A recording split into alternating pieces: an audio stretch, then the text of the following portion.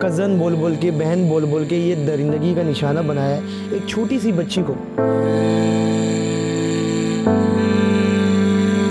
मैंने उसको गोद में लिया ना, तो वो जिस तरह से उसकी आंखें ऊपर चढ़ जा चुकी थी और उसके हाथ पैर मुड़े थे, उस वक्त मुझे समझ आ रहा था कि मेरे से क्या जा रहा है। बहुत बुरे तरीके से वो एक्सटर्नली इंटरनली ब्लीड कर रही थी और बहुत बुरा हाल था उसका। उसने तो उसी दिन एक्सेप्ट कर लिया था कि उसने किया ये सब कुछ। उसने मुझे भी बताया, उसने पुलिस वालों को भी बताया है। मैं तो नहीं करूँगी माफ़, जब तक जिंदा हूँ तब तक लड़ूंगी। देखिए जी, इस वक्त मैं मौजूद हूँ आइजल के घर पे। इंतहाई अफसोसनाक कराची में वाक़या पेश आया। 18 माह छोटी बच्ची के साथ कज़न ने जो है ज़्यादती का निशाना बनाता है। ज़्यादती का निशाने के बाद जो है उसकी अचानक तबीयत ख़राब होती है और वो अल्लाह की प्यारी हो जाती है। आइजल जो है आज हमारे दरमियान मौजूद नहीं है, उनकी वालिदा हमारे साथ मौजूद है। इंतहाई अफसोसनाक वाक़या है कि अब छोटी बच्ची को भी नहीं छोड़ा जा रहा है। मुझे बताइएगा कि सबसे पहले कि आइजल कहाँ पर थी, किसके साथ गई थी भाई? आइजल मनान के साथ गई थी और मेरे पास ही थी, मेरे हाथ से वो लेकर गया था। मैं नीचे गई थी और वो मेरे साथ चली गई। तो वहाँ से मैं अपनी फ्रेंड के घर गई और मैंने उसको बोला कि आइजल उसकी खाला को दे दो। जैसे डेली बेस पे भी वो मेरे साथ जाती होती थी बाहर, तो वो साथ जाता था हमारे। तो उसकी खाला को देकर गया, लेकिन 1 घंटे बाद देकर गया। और जब वो देकर गया तब वो बेहोश थी, उसकी हालत बिल्कुल ठीक नहीं थी। जब वो बाहर लेकर गया तो आपसे इजाज़त लेकर गया था बाहर? बाहर मैं जा रही थी अपनी दोस्त के घर, कोई काम था पिछली गली में। तो तब वो आइजल मेरे पीछे रोने लग गई थी कि मैंने मम्मा के साथ जाना है। तो जब मैं निकल रही थी तो मनान ने उसको उठा लिया कि आप वहाँ तक जाना, फिर मैं इसको वापस घर ले आऊँगा। तो हालांकि वो मेरे साथ ऐसे जाती नहीं है कहीं बाहर, अपनी खाला के पास ही रहती होती थी। तो उस दिन उसने बहुत ज़िद की, इसलिए मैं उसको ले गई। ये जो मन्नान है वो घर पे आता जाता था? घर का बच्चा था हमारे, घर पे आता जाता था शुरू दिन से जो है, बचपन से आता जाता वो। था? जब से पैदा हुआ है, जब वो पैदा हुआ था तब मैं स्कूल में थी। तो कज़न्स हैं, मेरी खाला का नवासा है, सगा नवासा है, सगी खाला का। तो जब ये वाक़या पेश आया तो आइजल जो इनके साथ चले गई बाहर। जब वो घर लेकर आया तो वो पुछाने खुद आया था? जी, वो खुद क्या दरवाज़ा। कह कर आया था? वो मेरी बहन को ये लग रहा था कि आइजल को मैं लेके निकली हूँ तो वो मेरे पास है, और मुझे ये लग रहा था कि मनान ने मेरी बहन को दे दी होगी। लेकिन आइजल हम दोनों के पास नहीं थी, आइजल उसके पास थी। तो बच्ची को कौन लेकर आया था घर में? वो खुद लेकर आया था। क्या क्या जब बच्ची की तबीयत जब नसास हुई थी? जब वो लाया तो बच्ची उसके कंधे पे गिरी हुई थी। अच्छा जी। और उसने मेरी बहन, छोटी बहन को पकड़ाई आइजल, और उसने कहा ये सो रही है, इसको सुला दो, जबकि बच्ची बेहोश थी। और उसको भी यही लगा कि शायद इसके सोने का टाइम है, सोई हुई है। उसने अंदर ला के लिटा दी, फीडर दिया, लेकिन उसने फीडर नहीं पिया, वो वॉमिट कर रही थी। वो आप कहाँ पर थी उस वक्त? मैं अपनी दोस्त के घर ही थी उस वक्त। और फिर जब इसने मुझे उसकी वीडियो बना के भेजी कि आप ही आइजल की तबीयत नहीं ठीक, मनान अभी लेकर आया, तो फिर मैं फ़ौरन घर आई। और जब मैं घर आई, मैं उसको फ़ौरन क्लिनिक पे लेकर गई। जब मैं उसको क्लिनिक पे लेकर गई तो उन्होंने कहा इस उल्टियाँ हो रही हैं, तो आप घर जाके बस ORS दे दो। तो मैं डॉक्टर को चेकअप करवा लाई थी, इसलिए मैं थोड़ा तसल्ली में आ गई थी। लेकिन उसकी कंटिन्यूसली उसको सांस नहीं आ रही थी और उसकी हार्ट बीट भी सही नहीं थी। तो फिर उसके बाद मुझे समझ में आया कि उसको क्या हुआ जब मैंने उसका डायपर चेंज किया।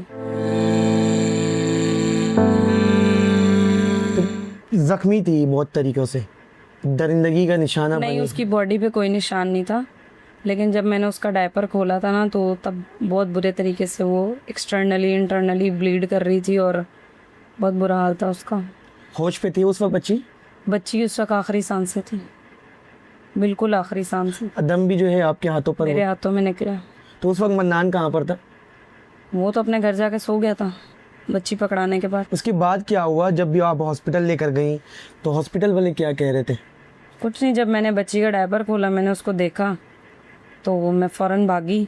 मैंने दुपट्टा भी नहीं लिया, मैंने ऐसी बच्ची को उठाया। बच्ची ने को दूसरा डायपर भी नहीं लगाया, ट्राउज़र भी नहीं पहनाया। मैं उसको ऐसे ही लेके गली में भागी, ऊपर वालों के घर भागी, मुझे कोई हॉस्पिटल लेके जाओ। तो फिर मैं उसको सरसैयद लेकर गई फटाफट रक्शे में अकेली, और उन्होंने तो उसको हाथ ही नहीं लगाया, क्योंकि जब तक वो वहाँ गई थी उसकी कंडीशन बहुत ज़्यादा ख़राब हो गई थी। उन्होंने आगे जिना रेफ़र कर दिया। जब मैं वहाँ गई तो बच्ची ने रास्ते में ऑटो में मेरे हाथ में ही आखिरी सांस लिया। और ठीक है, ये मुझे बताया कि वो जब मन्नान के ऊपर शक कैसे हुआ कि मन्नान ने ये हरकत की है? क्योंकि बच्ची लेके भी वही गया था और पकड़ा के, और वो जिस तरह भागा था, और CCTV में भी वो जैसे गली से भागा है, बिल्डिंग से नीचे उतरते ही पूरा पसीने पसीने था और बहुत बुरी हालत थी उसकी। फिर मन्नान जो है एक्सेप्ट किए बात को? उसने तो उसी दिन एक्सेप्ट कर लिया था कि उसने किया ये सब कुछ। उसने मुझे भी बताया, उसने पुलिस वालों को भी बताया है, उसने प्रॉपर बताया कि उसने क्या किया। कभी इससे पहले भी आप कह रही हैं कि बचपन से जो है मन्नान जो है कज़न जो है आपका वो आता जाता रहता था आपके, कभी शक हुआ इससे पहले भी वो इस तरह वाक़या किया हो?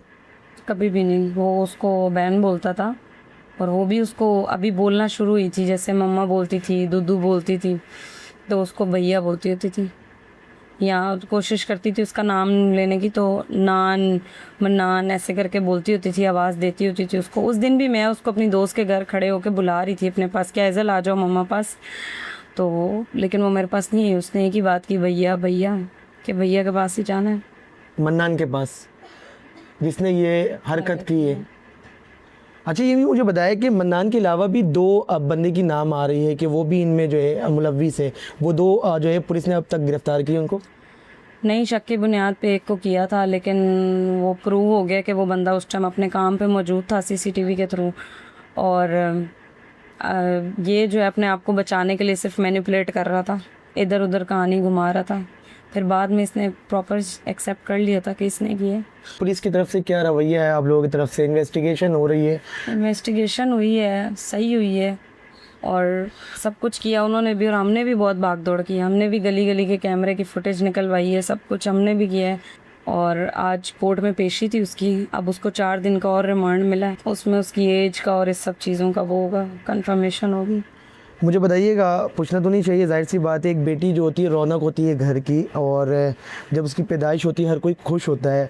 18 माह आपकी गोद पे रही है और बोलने वाली बच्ची, उसके साथ इस तरह दरिंदगी का निशाना बनाया जाता है। जब आपके हाथों पर वो जब दम तोड़ी हैं तो उस वक्त क्या सोच रही थी आप कि अचानक से ये वाक़या कैसे पेश आ गया? पहले तो मैंने यहाँ अपने बेड पे बैठ के जब उसका पैम्पर खोला था तो मैं बेहोश हो गई थी। उसी वक्त मैं अपने बेड से नीचे गिर गई थी। तो फिर मेरी बहन ने मुझे होश दिलाया, पानी शानी पिलाया। फिर मैंने उसको गोद में नहीं लिया, मैं फ़ौरन ऊपर भागी और मैंने ऊपर वाले भाई का दरवाज़ा बजाया, उनको बोला, मैंने कहा आप मुझे फ़ौरन हॉस्पिटल ले जाएं, मेरी बच्ची की तबीयत नहीं ठीक, क्योंकि मैं अकेली रहती थी, सिंगल मदर थी। मेरे पास मेरी छोटी बहन होती थी, तो मेरे पास उस वक्त इतनी अर्जेंट कोई कन्वेंस नहीं आ सकती थी। मुझे समझ ही नहीं आ रहा था कि करना क्या है। तो लेकिन जब मैं नीचे आई, मैंने उसको गोद में लिया ना, तो वो जिस तरह से उसकी आंखें ऊपर चढ़ जा चुकी थी और उसके हाथ पैर मुड़े थे, उस वक्त मुझे समझ आ रहा था कि मेरे से क्या जा रहा है, समझ आ रहा था। लेकिन जब उसने ऑटो में आखिरी सांस ली है तो मैं बहुत तड़पी थी। पूरे रोड ने मेरा तमाशा देखा था, मैं बहुत चीखी थी, मैंने बहुत आवाज़ें मारी, दाड़ें मारी कि ऐज़ल मम्मा को छोड़ के नहीं जाना, क्योंकि मेरे पास उसके अलावा कुछ है नहीं, कुछ भी नहीं है। मेरी अम्मी नहीं है, मेरा शौहर नहीं है, मेरा और कोई बच्चा नहीं है, कुछ भी नहीं है। अब मैं एक किस्म से ख़ुद को लावारिस समझती हूँ। मैंने उस वक्त बहुत चीखें मारी थी, बहुत कहा था कि ऐज़ल मम्मा को नहीं छोड़ के जाना, लेकिन मुझे पता था कि वो जा चुकी है। जब मन्नान ने एक्सेप्ट की बात को तो आपने मारा नहीं उसको? उसने एक्सेप्ट की थी पुलिस की कस्टडी में, और जिस दिन मेरी बच्ची का सुबह जनाजा था, उस दिन शाम में उसको मेरे सामने खड़ा किया गया था। उस वक्त वो अगर मुझे कह भी रहे थे कि इसको मारो, तो मेरे को तो खड़ा लोगों ने पकड़ के किया हुआ था, मैं क्या उसको मारती? बिल्कुल भी नहीं। भरोसा टूट गया?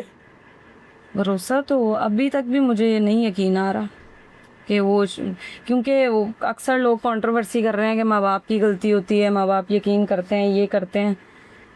तो मैं तो अपनी बच्ची को डांटने भी लगती थी किसी चीज़ से, तो वो मेरा हाथ पकड़ लेता था कि आप ही मेरी बहन को नहीं डांटना, मेरी एक ही तो बहन है।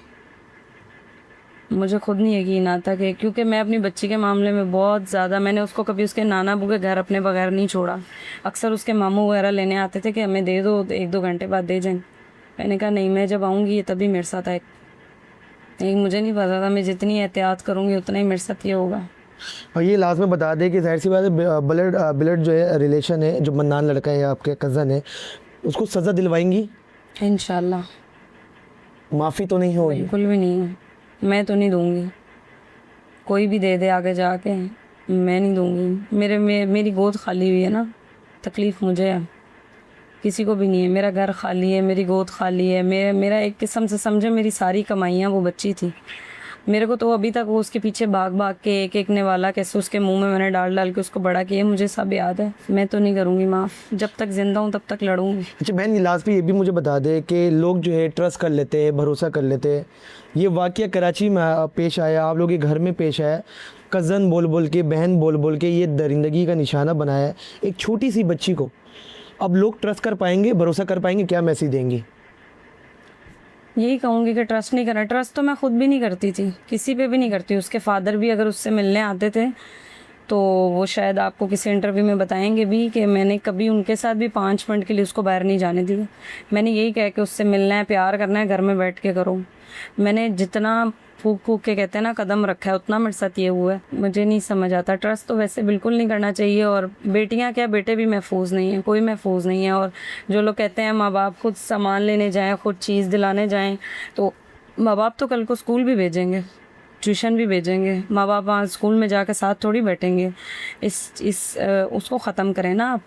बीमार को नहीं मारना चाहिए, बीमारी को ख़त्म करना चाहिए। ये हमारे लोग जो है ना सालों के इसको लटकाते हैं, हमारा कानून। फिर जो सज़ा होती है वो छुपा के दी जाती है, जिसकी वजह से लोगों को कोई मैसेज नहीं मिल पाता। किसी एक को ऐसी सज़ा दी जाए ना जो बाकी सब देखें। मैं ये आपके इंटरव्यू में भी बता रही हूँ, मैं अभी अकेली आ रही थी आपके सामने, मुझे आते हुए 2 लड़कों ने कुछ बोला है, मैंने नहीं सुना, मैं अपने होश में नहीं थी। तो मतलब सेफ़ कोई भी नहीं है। मैं बोलूँ कि कोई सेफ़ है, कोई छोटी कोई बड़ी, मुझे नहीं समझ आ रही किस चीज़ की आज़ादी मना रहे हैं लोग। ये तो मैं जिस दर्द से गुजरी हूँ, मैं कहती हूँ कोई और ना ही गुजरे।